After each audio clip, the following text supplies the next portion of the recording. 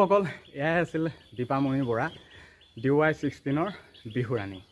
দীপামণি পোনপ্ৰথমতে তোমাক শুভেচ্ছা দিলোঁ। খবৰটো সঁচাই পাই বহুত বেছি ভাল লাগিলে, যিহেতু আমাৰ ইয়াৰে ছোৱালী মানে আমাৰ ইয়াত ৰন্থলী দুখন আছে, এখন আছে ৰহা ৰন্থলী আৰু এখন আছে নগাঁও ৰন্থলী। আৰু দীপামণি বৰা বা হয় মোৰ, তেখেত হৈছে আমাৰ নগাঁও ৰন্থলী DY16ৰ এতিয়া বিহুৰাণী। বাকী পুৰস্কাৰ পালা, খবৰ নিশ্চয় ভাল। আৰু সৰু সৰুকৈ কিছুমান বিতৰ্কৰ কথাও শুনি আছোঁ। বিতৰ্ক মানে সন্মুখীটো একো নাই, মানে ছ'চিয়েল মিডিয়াত যথেষ্ট বিতৰ্ক। বাকী বিতৰ্কবিলাকতো এই ফেচবুকটোতে হয়, বাকী একো নাই। কিবা তোমাক সন্মুখত আহি ক'বহি নেকি? ক'তো নাই, তেনেকুৱা নাই। খালি ফেচবুকটোতে মানে ধুনীয়া বিতৰ্ক হৈ আছে যে দীপামণিয়ে পালে কিয়, তেওঁ নেপালে কিয়, এনেকুৱা ধৰণৰ কিছুমান বিতৰ্ক যিহেতু সৃষ্টি হৈ আছে।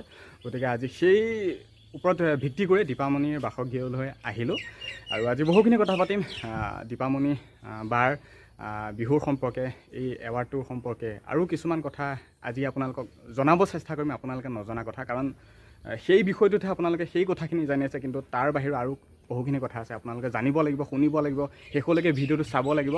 কাৰণ এটা কমেণ্ট পষ্ট কৰিলে আপোনালোকে সকলোখিনি সমাধানৰ উত্তৰ নাপায়। গতিকে ভিডিঅ'টো চাব শেষলৈকে, যিহেতু দীপামণি বাৰ ঘৰত আহিছোঁ।